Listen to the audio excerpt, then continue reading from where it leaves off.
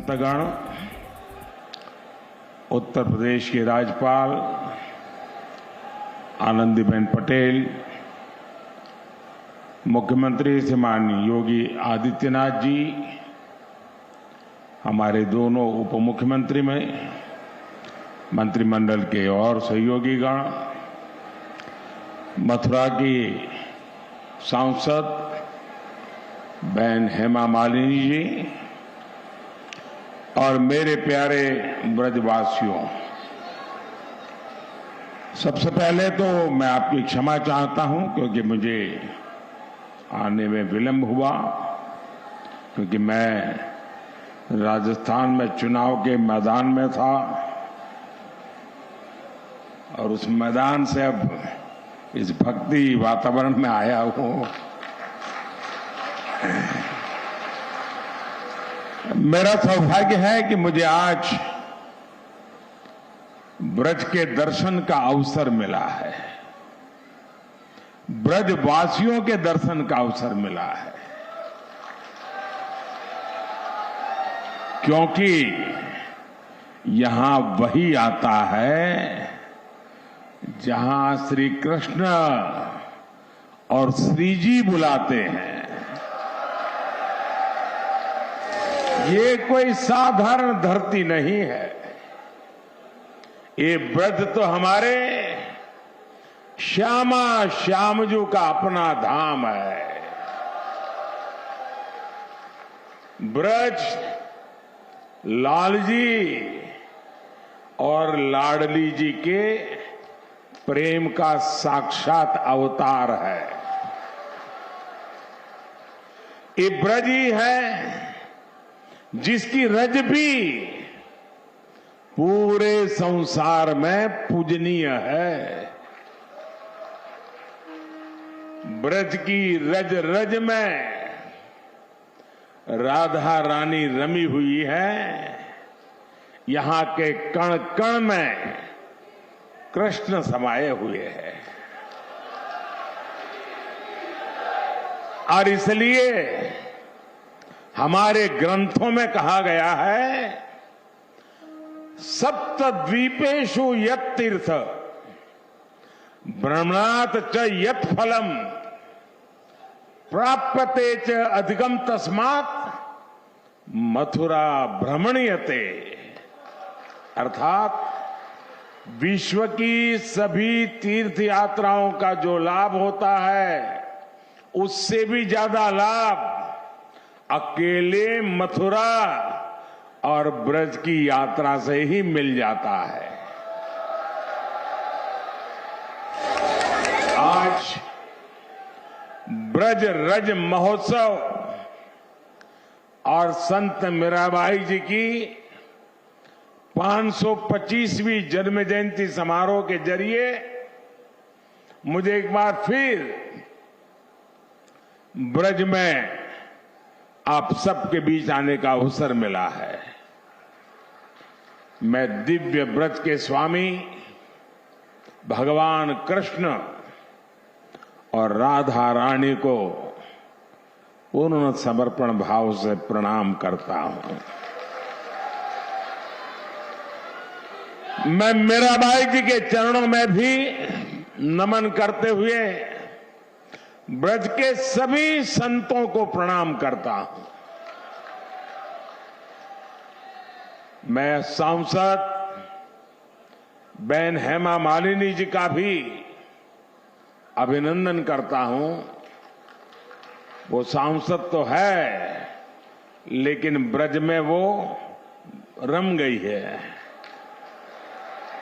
हेमा जी न केवल एक सांसद के रूप में ब्रज रस महोत्सव के आयोजन के लिए पूरी भावना से जुटी है, बल्कि खुद भी कृष्ण भक्ति में सरोबार यानी होकर प्रतिभा और प्रस्तुति से समारोह को और भव्य बनाने का काम करती। मेरे परिवारजनों, मेरे लिए इस समारोह में आना एक और वजह से भी विशेष है। भगवान कृष्ण से लेकर मीराबाई तक ब्रज का गुजरात से एक अलग ही रिश्ता रहा है।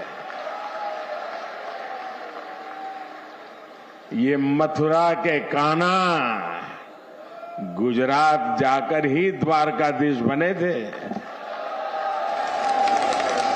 और राजस्थान से आकर मथुरा वृंदावन में प्रेम की धारा बहाने वाली संत मीराबाई जी ने भी अपना अंतिम जीवन द्वारिका में ही बिताया था। मीरा की भक्ति बिना वृंदावन के पूरी नहीं होती है। संत मीराबाई ने वृंदावन भक्ति से अभिभूत होकर कहा था, आलीरी मोहे, आलीरी मोहे लागे वृंदावन निको, घर घर तुलसी ठाकुर पूजा, दर्शन गोविंद जी को। इसलिए जब गुजरात के लोगों को यूपी और राजस्थान में फैले ब्रज में आने का सौभाग्य मिलता है तो हम इसे द्वारकाधीश की ही कृपा मानते हैं। और मुझे तो मां गंगा ने बुलाया और फिर भगवान द्वारकाधीश की कृपा से 2014 से ही आपके बीच में आकर के बस गया, आपकी सेवा में लीन हो गया। मेरे परिवारजनों, मीराबाई का 525वां जन्मोत्सव केवल एक संत का जन्मोत्सव नहीं है, ये भारत की एक संपूर्ण संस्कृति का उत्सव है। ये भारत की प्रेम परा का उत्सव है। ये उत्सव नर और नारायण में, जीव और शिव में, भक्त और भगवान में अभेद मानने वाले विचार का भी उत्सव है, जिसे कोई अद्वैत कहता है। आज इस महोत्सव में अभी मुझे संत मीराबाई के नाम पर स्मारक सिक्का और टिकट जारी करने का सौभाग्य प्राप्त हुआ है। मीराबाई राजस्थान की उस वीर भूमि में जन्मी थी जिसने देश के सम्मान और संस्कृति के लिए असीम बलिदान दिए हैं। 84 कोस का ये ब्रजमंडल खुद भी यूपी और राजस्थान को जोड़कर बनता है। मीराबाई ने भक्ति और अध्यात्म की अमृत धारा बहाकर भारत की चेतना को सिंचा था। मीराबाई ने भक्ति, समर्पण और श्रद्धा को बहुत ही आसान भाषा, सहज रूप से समझाया था। मीरा के प्रभु गिरधर नागर, सहज मिले अविनाशी रे।